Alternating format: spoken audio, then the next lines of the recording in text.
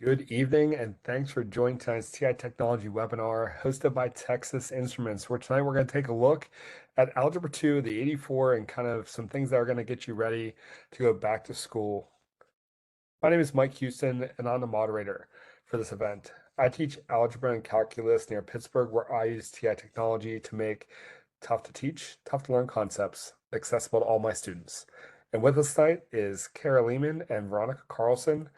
Kara teaches math at the high school level. Currently, she teaches AP Calculus, AP Statistics, Algebra 2, and Algebra 1. She enjoys working with teachers to explore ways technology can help provide deeper conceptual understanding for students and has been integrating TI graphing technology into her classroom for over 30 years. So, Kara, it's great to have you with us tonight. Thank you so much, Mike. It's a pleasure to be here.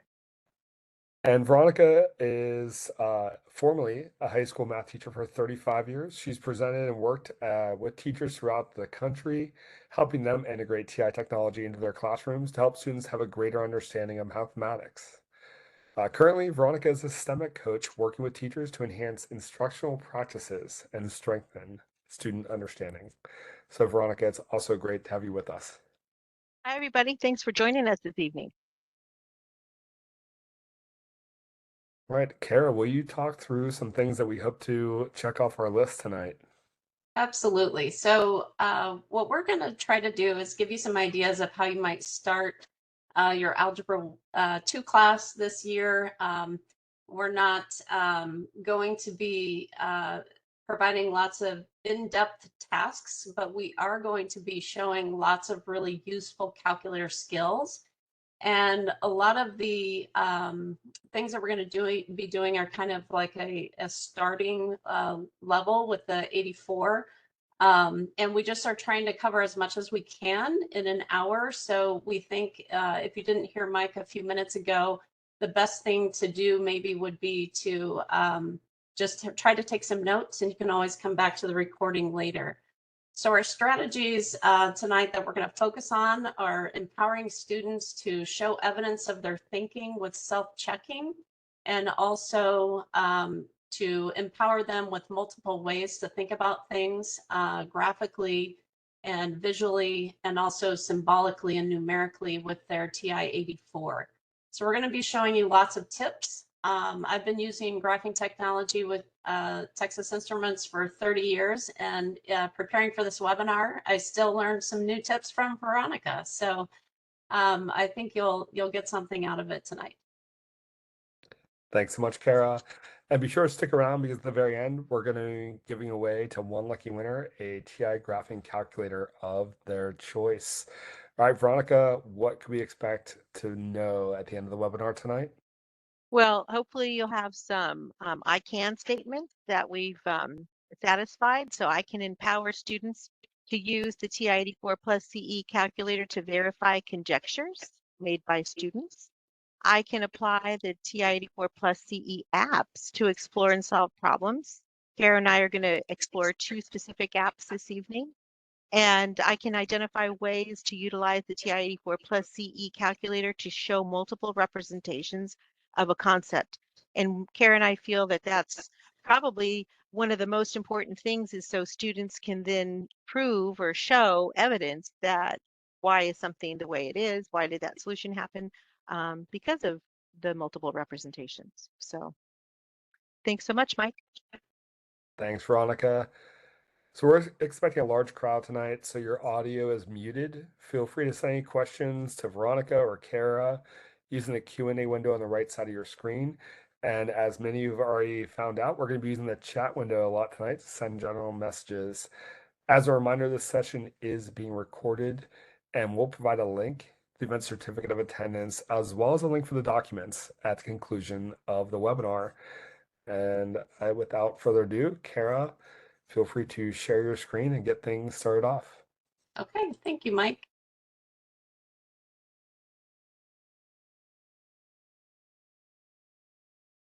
All right. So here's some of the tools that we're going to be showing you tonight. And I think one of the fun things that I hope to help you see is different ways you can use the piecewise graphs on the 84 liven things up in your visual representations. A couple of apps that are our favorites for Algebra 2 are the Transform app and the Inequalz app. We're going to use the stow button quite a bit tonight, and also kind of your basic menu under the calc menu, and how we use tables to deepen understanding in Algebra 2. We're also going to show a few different things in the mode, and different modes that we can be on to help our students in Algebra 2 as well.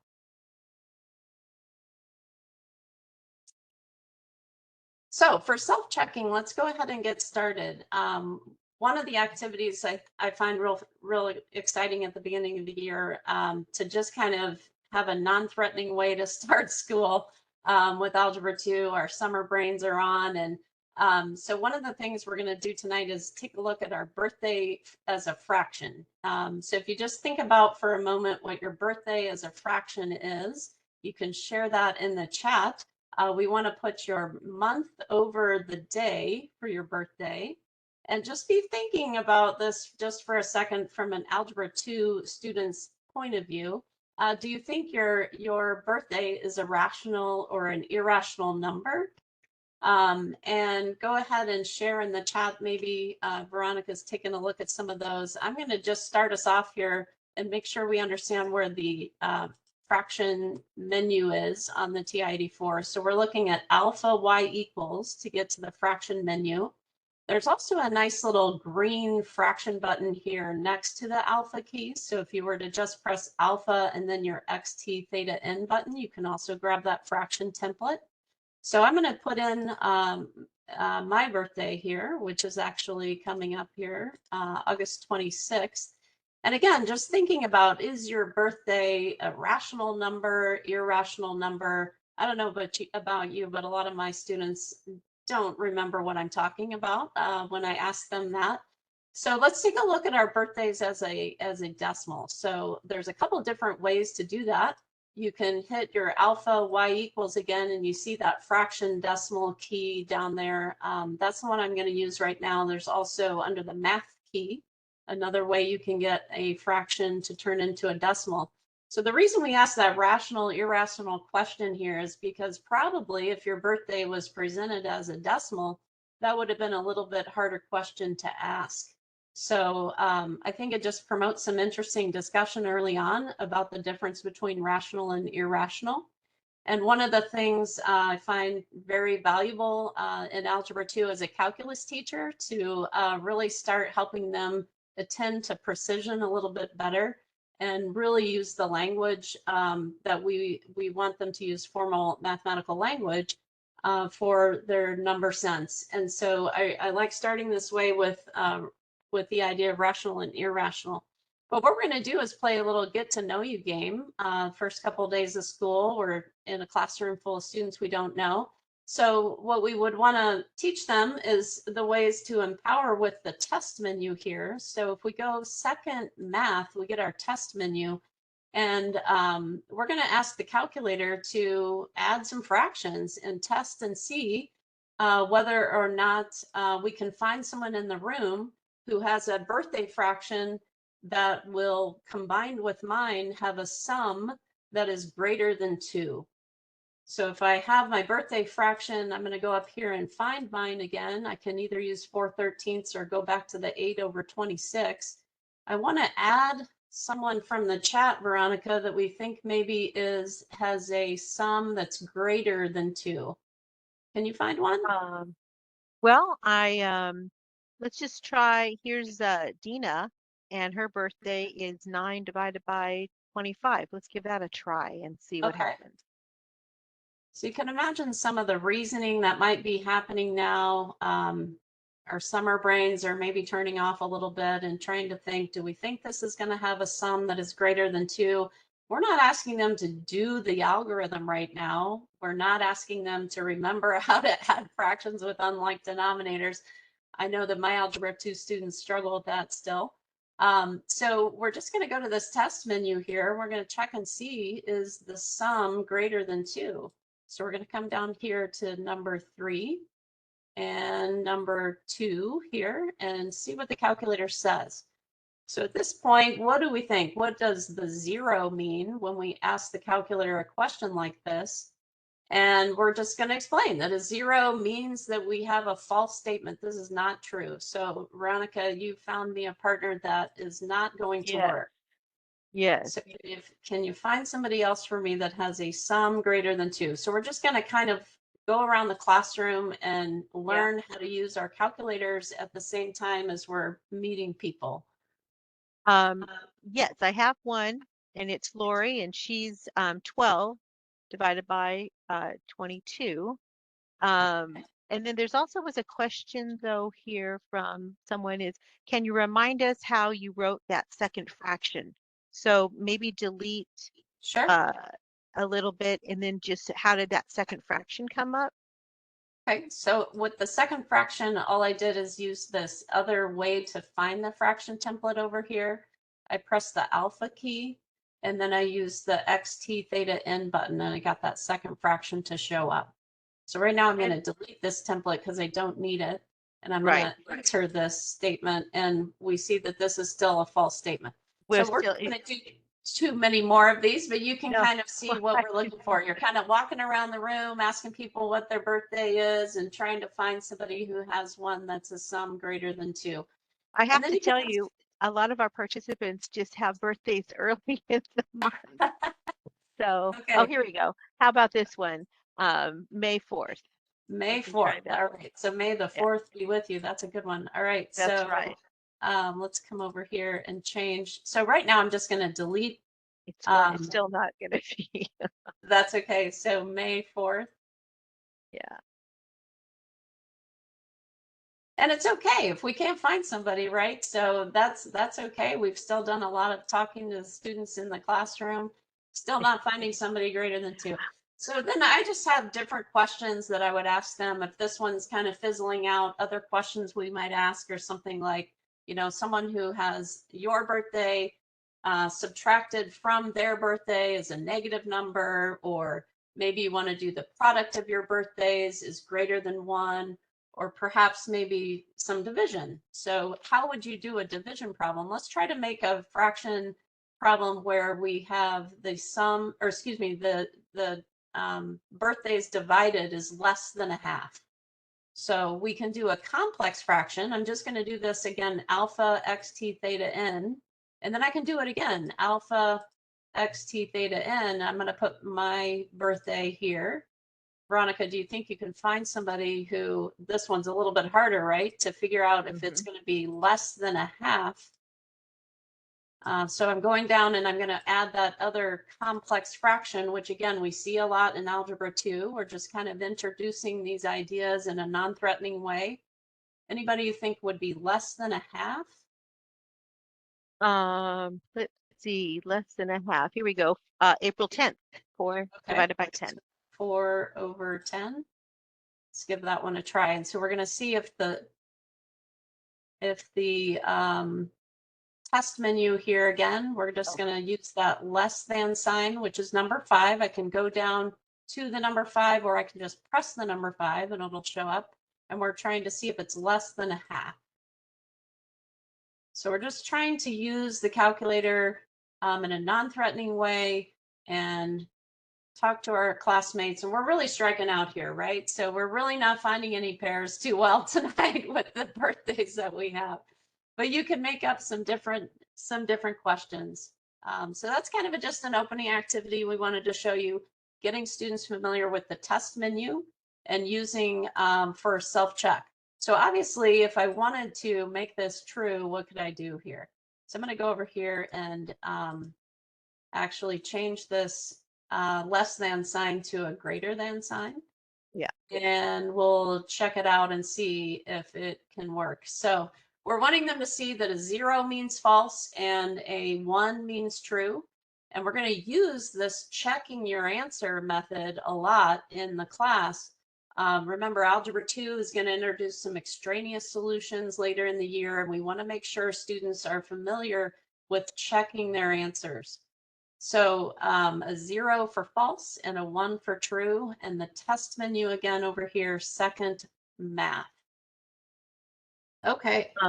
Kara, we have a few comments that are coming up, and someone says that they don't get the fraction bar with the alpha and um, uh, the variable key.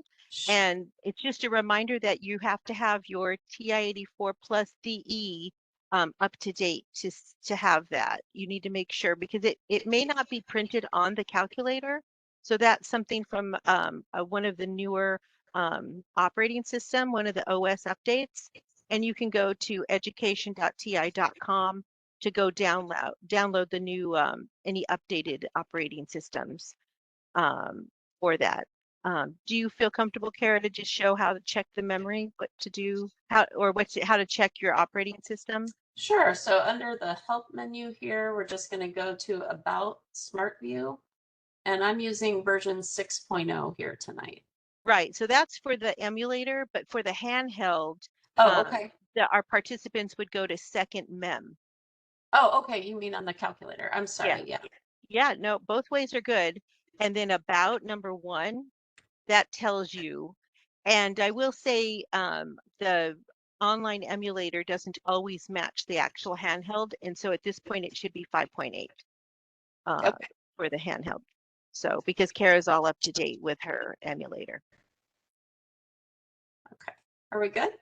So, yeah. And then maybe one more time, clear your whole screen and just show how two different ways to get that fraction template. Sure. By using the F1 key up there with alpha. Okay. And you called it the F1 key. You want to explain? Well, it's just their function keys up there, and then you can see it in a different color. It looks like it's green, that there's F1, F2, F3. And do you see how on Kara's screen there, it says fraction? So those are all the different things the templates you can use with a fraction. You can have a mixed number. You can go from a different fraction to a mixed number. So then you can also go fraction to decimal there quickly. The other way is that you can go to that alpha and then the variable key very quickly. And that is very fast to give you a fraction template. And again, that only gives you that proper fraction. You don't have all the choices there. So it's alpha y equals or alpha and then the x t theta n. And then also we have a comment that someone's asking, can we get this emulator for free? And then another participant said that they received a survey, and that when they submitted their syllabus as to recommend TI technology, that they were able to get an emulator license for a year complimentary. And so that again would be found at the education.ti.com website. If you're not on a mailing list, every teacher is welcome to get a complimentary emulator by submitting that you are recommending TI technology. So excellent. All right. Nice job. Thank you. Okay, so let's check another review skill that we might be wanting to just, again, kind of keep the math dial pretty low here at the beginning and just see where our students are at. So how can we use self-checking with algebraic expressions? So we're, again, going to try to use that test menu. And we're just going to see if maybe they remember how to factor from Algebra 1, or perhaps now that we've been using some fractions, maybe letter B here, see if they can combine some algebraic fractions. Either one of these would be fine. I'm going to go ahead and just do one of these factoring ones here at the top. So if you are, again, I'm going to clear my screen just so we are only looking at this new problem. And if we're taking a look at the algebraic expressions, I like to ask them to type in their phone number, like the last 4 digits of their phone number, and then store that number into X. So if we're going to ask the calculator to test something algebraic, we need to actually make it numeric so that the calculator can tell us true or false. And that's what we're doing here when we store a number into X. And then all we need to do is check out that expression that we had there, x squared minus 2x minus 3. And we're just going to test and see if we remember how to do this. So what does this equal if the directions to this said factor? So I'm going to test this out. I'm going to see if I know what it equals. And we can, obviously do it correctly since we want to show something correct since we had so many false ones a few minutes ago. And we can just ask, the calculator to do this operation, and remembering that a 1 means true and a 0 would mean false. And so I just gave you a couple of examples there. We could have done it with those algebraic fractions. That would have worked as well. But just to review some skills, working maybe together or alone, whatever you would feel necessary here for the self-checking. But really, I feel like it empowers my students early on to feel like they have a way to check things when they're taking an assessment, because obviously when they're out of our sight, they're just Googling. But maybe it's just my students, but I think it's helpful to empower them with these skills. Well, and one thing, Kara, I really like is that each number is unique. You had students use a phone number, which, it's I'll say a weird number, and that, it's personalized, and then that's how they can kind of take away the guess and check, and then they're just really kind of confirming their solution. We did have a question though, could you show how to store the value of X again? Sure. So that was just using the number first. So we're putting in, a phone number or something like that. And then the stow key down here is next to the number 1. So that's your store key. And then you're just asking it to go into X. It really isn't important that you use X. If you wanted to use A or B or C, that would be the alpha A, alpha B, alpha C. You could do those as well. All right. And go ahead and push enter, and then now type X. Just type the variable. And then enter, and then you can see that value. Also, someone just again show where the equal sign came from.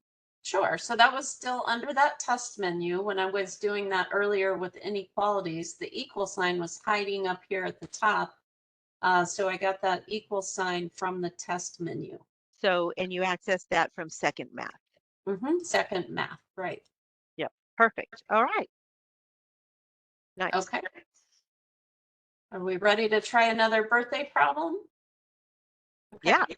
All right, great. So the next thing I might want to try to see is if my Algebra 2 students remember anything about linear functions. And in kind of a fun way, we're going to make our birthdays into a triangle. So I like to work in groups in my classroom. I usually do groups of 3. So we're going to make a birthday triangle out of everyone's birthdays. And my direction here would be to make your birthday an ordered pair. And you can go ahead and, if you'd like to, you can share that again. But we picked a few so we could have this already done for you. Save time. Save time. Yes, to save time, right? So we've got, the birthday triangle from your group, and you're putting your month in first, your day in second. And I also make them do a couple of numbers negative. So I would give them that direction that they would need to have 2 of the numbers in their coordinates that they're listing to be negatives, just so we can keep things out of the first quadrant. And this is where I want to introduce how piecewise functions work on the 84. So we do lots of things with piecewise functions in Algebra 2. So I'm going to introduce that really early with this birthday problem. So we are going to go ahead and show you real quick how to put in these ordered pairs. And that would be under the stat menu here.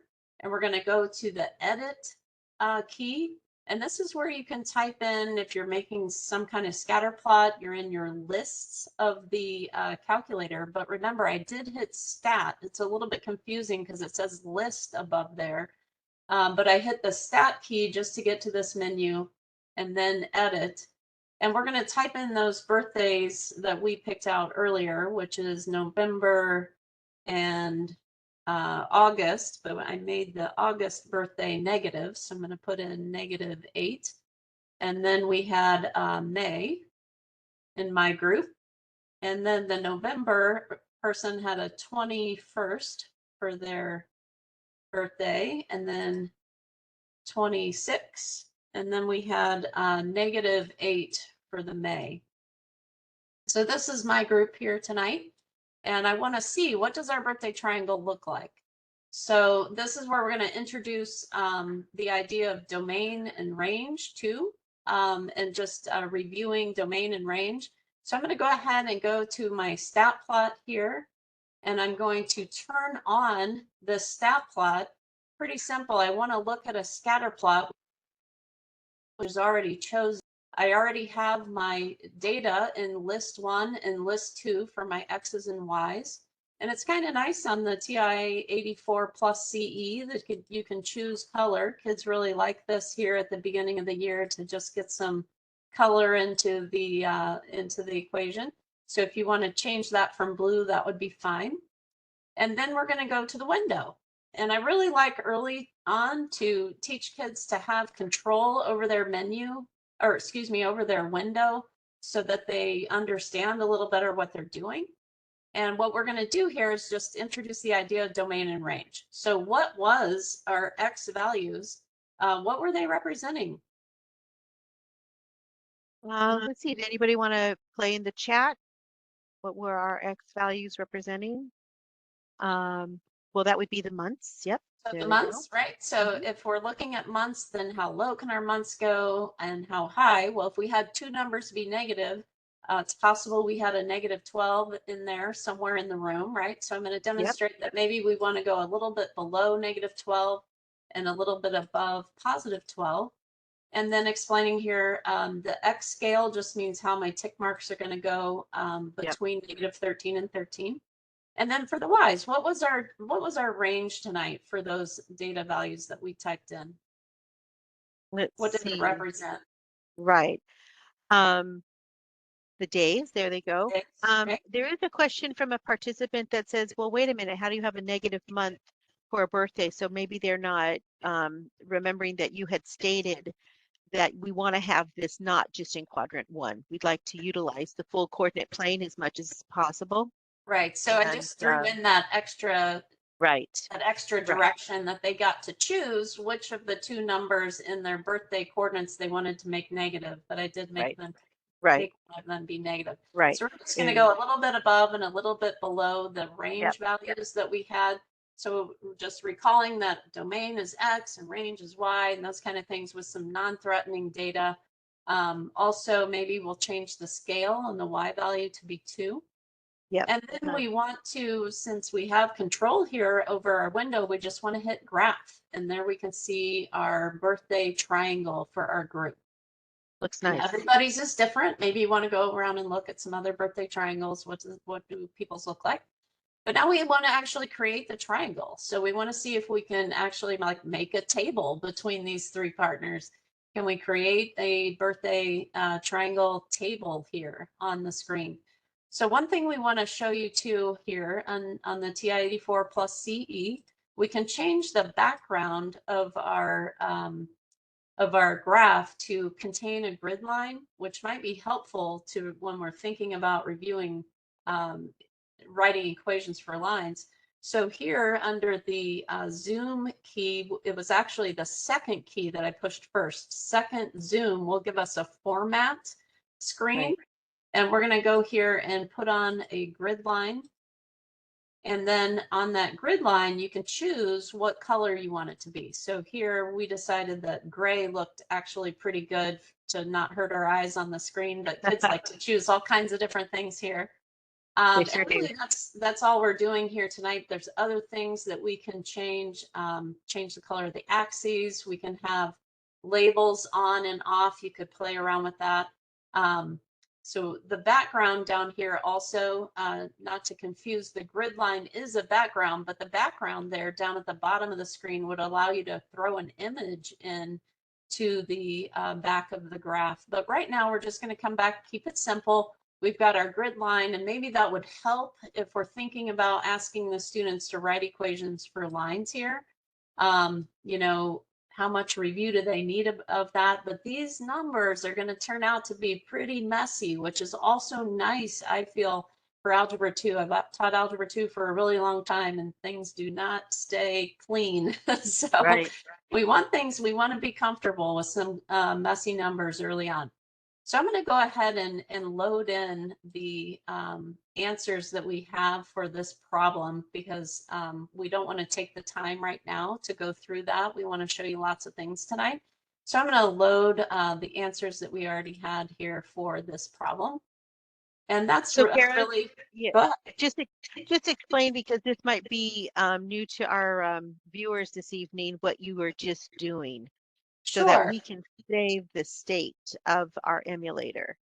Right. So, so I got your problem to the point of having just the points on there. And earlier when I did that, I went to my emulator and I saved under the action menu. I saved the state of my emulator so that later I could pull it up finished.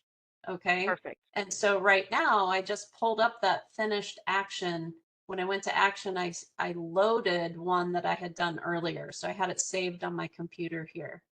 Does that make So sense? the only tip, it sounds perfect. The tips I would say is you want to have it in a place, you want to save it where you can access it quickly, and you want to be sure to change your name, because you're going to have lots of different emulators loaded. And so you want to just make sure that you have that identified there. So that's a real big time saver, especially if you're demonstrating something in your classroom and you want to get that up quickly.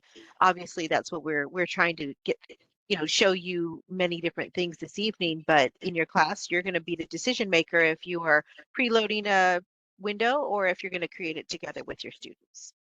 Excellent. Thank you. So in the y=, now, this is where we would ask them to type in their answers here for their birthday table, their birthday triangle. And you can see mine is pretty messy, but I did use the fraction template again, just getting nice practice with using the fraction template to input numbers instead of changing them to decimals. And these are the answers that I came up with for those 3 birthdays. You can see the plot is still on up here. If I wanted to, I could turn that plot off right here in the y= screen by just pressing enter, and then come back down. It would be off, and then the points would not show up anymore. It would just be the lines showing up. So what we want to do, though, is show you how we might get rid of the lines going across the screen. I mean, I do want to just show the tabletop here. I want to get rid of the lines. So early on, I want them to understand that we can restrict the domain of a function. And so I'm going to use the Piecewise template to do that down here in the y= screen. And the Piecewise template you're going to get under the math key. And if you go to the bottom here, you can see that Piecewise is at the bottom. So let me do that again. I wanted to go to the bottom quickly, so I hit the up arrow, and I want to see where that Piecewise template is. It's letter B down there. And so I press enter, and it's going to say, well, how many pieces do you want? Well, what do we have tonight? We had a triangle, right? So I'm going to go ahead and keep it at 3 pieces. And I'm going to press OK here. And I'm going to be here in y4. And right now, actually, let me go ahead and do this right now. I'm going to go up and turn off by going over the equal sign, turn off the 3 lines that I currently have graphed. So I'm going to press enter on the equal sign and see how it changes from bold to clear. And those graphs are not going to appear anymore when I do this new graph. So I turn those first 3 off, but the calculator still knows they're there. So in my piecewise function, I'm going to use another soft key, which is the F4 alpha trace. We call these the soft keys or the function keys. And it's just a really quick way to access the equations that I already have plugged in. So I'm going to use my my y1.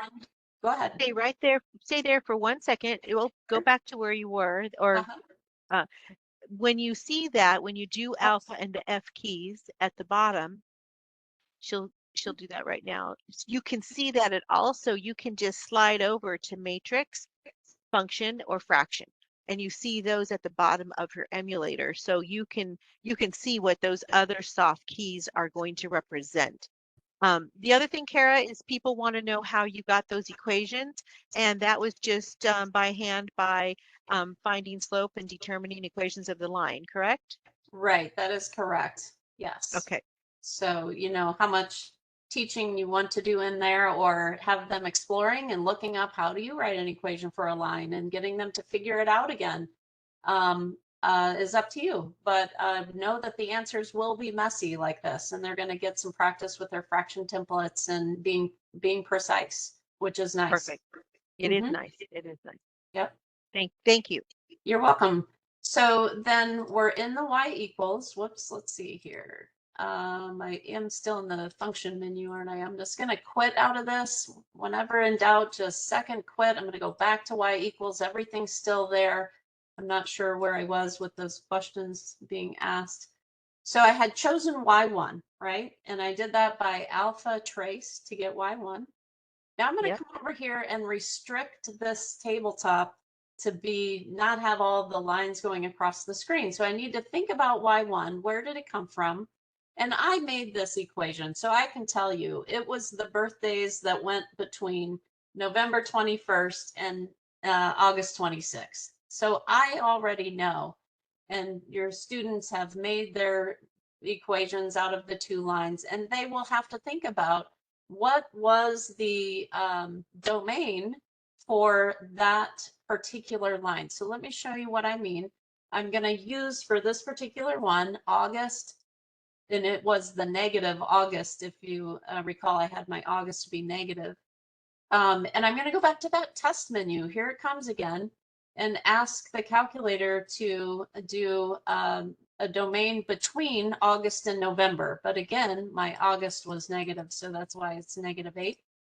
And then I've got my X here, and I'm going to back to the test menu, and I want November. So I'm going to restrict the domain here for that Y1 to just go between August and November. Okay, and then I'm going to do the exact same thing with these other ones. So I'm choosing alpha trace. This time I'm doing Y2, and I'm going to come over here and choose the birthdays that I made that second line with was between the August birthday and the May birthday. So I just like the language too. It just makes things less intimidating early on in the year. We're saying, okay, what was the domain? It was the August birthday and the May birthday. You know, it just kind of makes things a little bit easier. So we're putting in that -8, and then we're going to the test menu again, choosing number 5 and X. And this would need to be demonstrated. You know, they don't know how to use a piecewise function yet here, but they catch on very, very quickly with the technology. So we're doing the second line, and then the third line, we're coming over here to the soft key again, choosing Y3. And we're going between this time the May birthday and the November birthday. So we're using the test menu. And when you're thinking about this, I know in my class, especially in Algebra 2, it's just a lot of fun to have your students do picture projects. This is the way those picture projects work. If you maybe want to say a minute, do you want to talk about that at all, Veronica? Go ahead and finish, and then I'll share that information. Sure.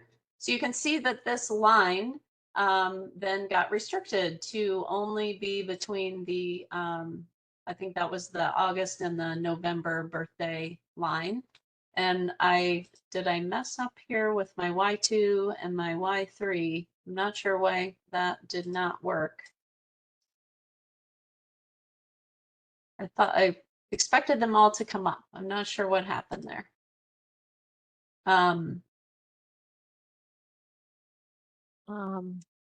You know what? It makes sense. I did this yesterday in 3 separate lines. Yeah. And you can't have it together because you're overlapping in domain. Yeah, absolutely. We're overlapping domains. Probably somebody realized that while I was typing it all in.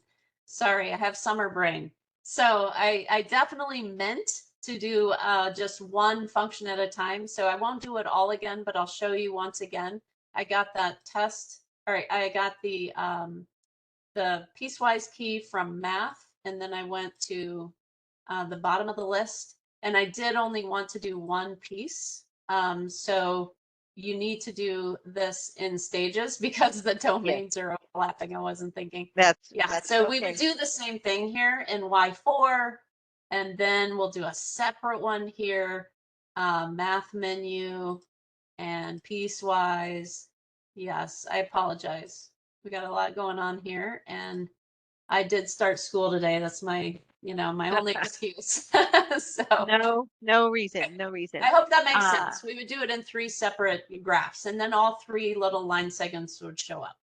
Did you by any chance save that in an emulator state, your finished product? I think I didn't. I saved it Okay. so that we could do it together. So I don't think I did. Yeah. So someone did have a question about that they're not seeing that piecewise option, and so it is required to have an update, but you do want to connect your handheld to a computer to save your programs, because when it updates, it does reset your defaults and you may lose your programs. And so you do need to get free software to connect your TI-84 plus CE to your computer, which is called TI Connect. And that too is complimentary at the education.ti.com website. We're not going into that this evening. That's a whole other topic, but you can do that to save off your programs. And that's something that's smart to do if you have special programs or really lengthy ones that you don't ever want to lose. It's a nice backup. And our emails are provided in the documents. So if you have some questions like that and you heard some directions here and you're not sure what's going on, feel free to email either one of us and we can help you out. And then can you just make sure to show how your plot is on? Someone has information, they have data in list 1 and list 2, but they're not seeing their plots. So just at first guess, I'm guessing that the plot, stat plot is not turned on. So sure. So you want me to show that again? Yeah, here? just second stat plot, and then so you can second stat plot, and then I had chosen plot number 1. You could just like y equals, you have 4 different plots you can show, or 3 different plots you can show at once. And I just chose the first one and I turned it on and made it a scatter plot. L1 and L2 were already defaulted. If they were different, L1 and L2, those are located over here above the number 1 and number 2, number 3. So you have your L1, L2, L3, L4, etc. Yeah. Okay. Perfect. And then also just go and select y equals just by itself. And you can see that the plot 1 is kind of selected or highlighted or bolded, and that's telling you that plot 1 is turned on. And Kara can go up there very quickly and just push enter, and then she can also turn it off on plot 1 up at the top. And that's just something that's ease of use. Do you want to demonstrate that, Kara? Just go up to the very top where it says plot 1. I sure can. I did that one other time too, and it was probably too quick. So up here, plot 1, if you just press enter and then walk away from it with your down arrow key, it will just turn it off for you. So that's another really nice, quick way to do it. You can't set it from this screen. You can't tell it which lists and things like that. You have to set it by doing second y equals, but you can turn it on and off really easily. Yeah. Right. Okay. Nice. All right. So I'm going to post in the chat, and I'm going to go take this away from Kara. Post my screen and share. And what I just did is I shared with you this link to it's on the educator website, the education.ti.com website. And there's lots of good information in these blogs. And there's some fun things. There's even a contest going on that you can win free technology and stuff. But here in this 3 back to school math activities, I had seen this. And there's some cool, many people are mentioning that they like the piecewise functions. And so here's a little crab drawing it with Piecewise, and here, whoops, it's not loading as fast as I'm moving. And then there's another one that is, uh, well, it's a clam. It's just not loading. I'm moving too fast. So anyways, that's in the link, and that gets you to the blogs, where you can go and see where, there's lots of different blogs here that are posted and that you are very helpful to me sometimes, that I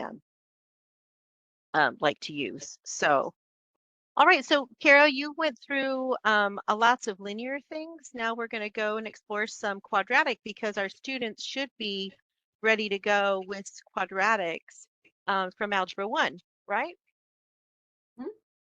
Maybe. So, well, hopefully they remember uh, the shape. So what we'll do is we'll just start with talking about the shape. And I'm just going to put in a parent function of x squared. One thing that I like to do is I like to go into decimal graph, and I can see it nicely there. I do like to put in my grid line. So just showing you again, second format. And I'm going over here to the grid line. I need to push enter to tell it to do it. And it shows up nicely. And the reason I like Zoom Decimal is that it does square up my my grid a little bit. And if I also wanted to show, and I don't know if everybody realizes, but if I want to make it just a little bit bigger, because this isn't really a huge grid and a big coordinate plane. So what I can do is I can go here and I can just go ×2 to double it. And I think that's something that's pretty slick and handy, because then it's keeping my aspect ratio, but it also is then giving me kind of keeping everything in perspective. So just do this really quick. And whoops, that one went down. And so that's something that I find is helpful. Still looks square, but it gives me a little bit more real estate in terms of my graphs. And so over here, then what I can do is I'm going to go back in my y equals, and I can also change. I'm going to leave this on, but I want to go change what it looks like. And so I can be on top of the color and then that little diagonal line. And if I push enter, I get another menu where I can change the color. I'm okay with the blue, but I don't want it to be a solid line. I want to change that to a dotted line. There's a light dotted line, and then there's this dotted line. So I'm going to leave it like that. And so that I'm going to have staying there. So that's my parent function. And so you may want to have then students kind of explore, well, what if I put a number in front of that? And I'm going to go get my variable key again, x squared. And so this would be something that, what kind of effect did that have on it? What if I want to change this? I'm going to have x squared, and then I'm just going to subtract 5. And what kind of effect does that have? So I can refresh my memory that way. But the other thing that I want to show is that there is that transform map that's really, really nice. Also, just in case you didn't know, I want to clear this out. So I'm going to be over here in this area of my my equation. And notice that I changed this to a dotted line. If I push clear one time, it clears out my function. But if I push clear a second time, it goes back to the default, which I think that's pretty snazzy. I like that. Here, I didn't really do any modifications, so I can just push clear once. But if I had, then if I push clear twice, it changes back to the default. So all of the TI-84 plus CEs come preloaded with this transform app. So you can see that there's a finance, lots of fun different things. And I'm going to go down to transform. I can also arrow up to get there to the bottom.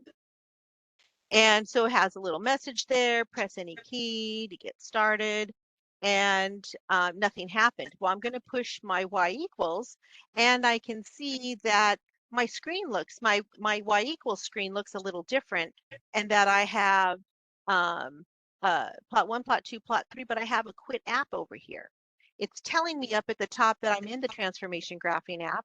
And then it looks like I have some play pause buttons here, which I didn't have before. So I can go over an arrow. I can do a couple of things on my own is I can create a function on my own, or I can go and get something that's preloaded over here. So I'm just going to show you this here that I can go here. It's blue. I'm going to change it that I want to play it. And that here I have nothing is in my Y1, but I could put in a linear equation. There's my quadratic. There's another quadratic with the A and the B and a C. The only variables that I can use here would be, or, for the A and the B and the C and the D, that's it. So I'm not using H, not using K. So these would be it. So let me go back to this one, and I'll just do this one right here. And I'll push OK just for demonstration purposes. Now, I also liked having that parent function there the whole time. So I'm going to go in and put that x squared in again. But I don't want it to be solid line. And I'm going to change the color. So I go back over to the color and the little diagonal line. I push enter. I'm going to change my color. And I like that little magenta tonight. And I'm going to go make it dotted. And I think that just really helps to let students see, well, what are those changes that are happening? And then, so now I'm going to go graph, and I have already calculated the movement, but it's really small. So I'm going to go to my setup. I have to first pause it, and I push enter to pause it. Setup is down here. Veronica, real quick, do you mind explaining real quick where the grid lines came from again? No problem. No problem. I'm going to get out of here. I'm going to get out of here for a second, this window, and I'm going to go to second format. Second format, and I'm going to arrow down here, and then here's where grid line is. I can have it also with the little dots, but I like the lines. My students usually graph on lines, and so I like the lines. All right, so now I'm back in my y equals, and I want to go, I'm going to go to my graph. It's going to start the animation because I pushed the play. I'm going to now pause it by pushing enter. And I see setup down here at the bottom. So I'm going to push my graph, which correlates to that. So the key that the variable that I'm only changing is A at this point. So I'm going to change A, and it's going to start at 1. I have my B value at -5, so I'm going to change that to 0. I'm going to leave this step. I'm going to change the step to a half just to see a little bit more. But I want it to go a little bit more, so I'll go to 5. And so now the other thing is that I like to see is the trail on, and that's really a nice visual, and it kind of leaves the design. So I'm going to push enter here, and I'm going to go graph it. You can see how many windows it is, and there it's showing the effects of A. And so now I'm going to leave A. I'm going to go push enter to pause it again. So we can make some conjectures. Kids can look at these values. I'm going to push enter to pause it. And then I'm going to go back to the setup, which is graph. And now I'm going to leave A. I'm going to change that to just 1. And I'm going to come down to B, and I'm going to change that. Well, what I want to do, is I want to activate this one. So I have the equal sign here, and so now the B variable is going to be what is active. And so I'm going to have the max there at 5 again, and let's see what this does when I go graph it.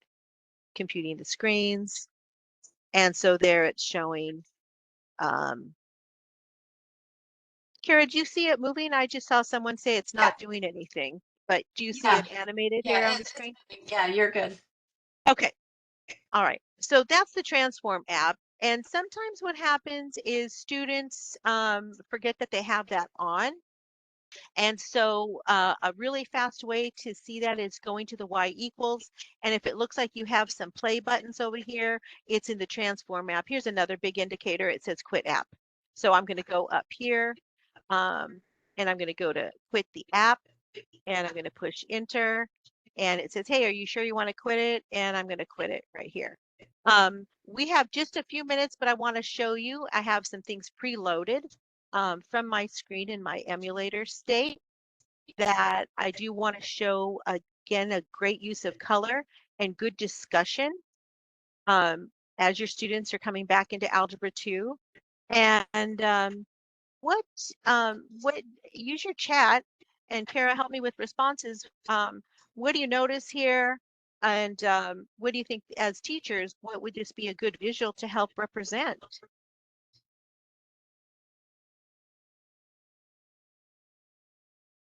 So we're looking at what we're noticing, maybe color-wise with this Yep. graph. Yep. Somebody's saying domain and range, where the function is positive versus negative. There we go. Yeah, we're looking Yeah. at intervals. Would this be a great example for intervals? Yeah. So did you create that, Veronica, using a did. piecewise? I did. Here's what it looks like. So here was my function.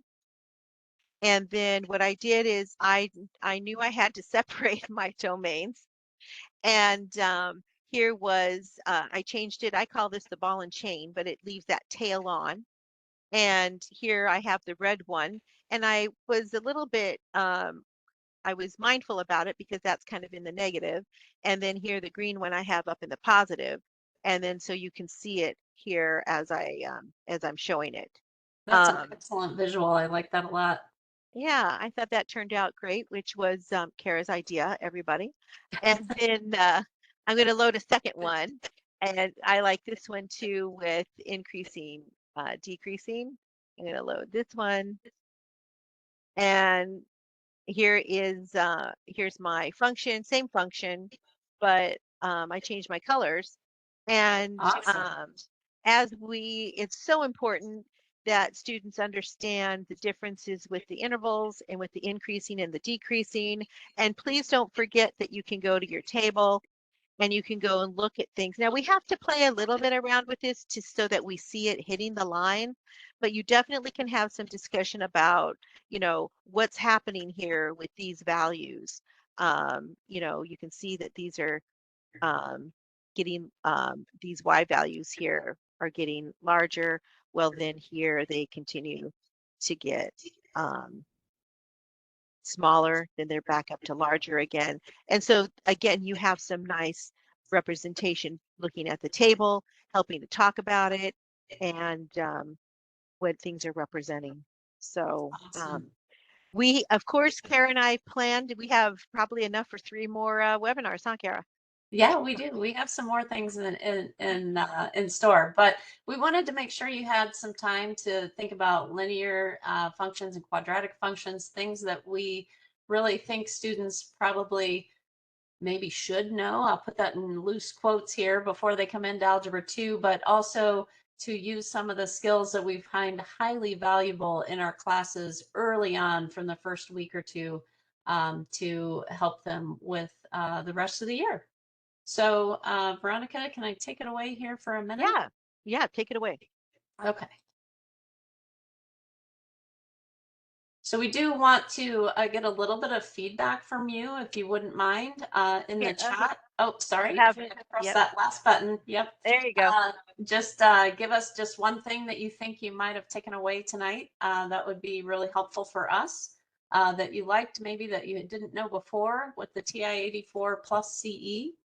That would be great if you could do that in the chat.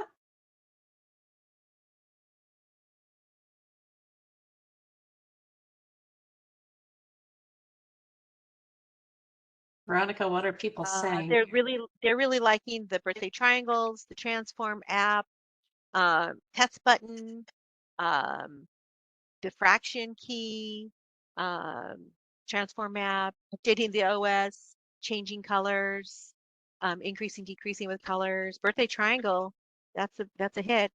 Awesome. Transform app. So everybody's liking all aspects of our presentation tonight. Excellent. Excellent. Mike, are you still here? Do you want to talk about the drawing? I do. Give me 1 second. So we I are wish Karen and I could win. I know. We are giving away to one lucky winner a graphing calculator for tonight. And tonight's lucky winner is Joni Taylor. So Joni, congratulations. Woohoo! We'll be reaching out to you very soon to see which calculator you want. So please start thinking about that. To receive a certificate of attendance, click the link in the chat window. And also listed will be a link for the documents as well. I'm putting that in right now.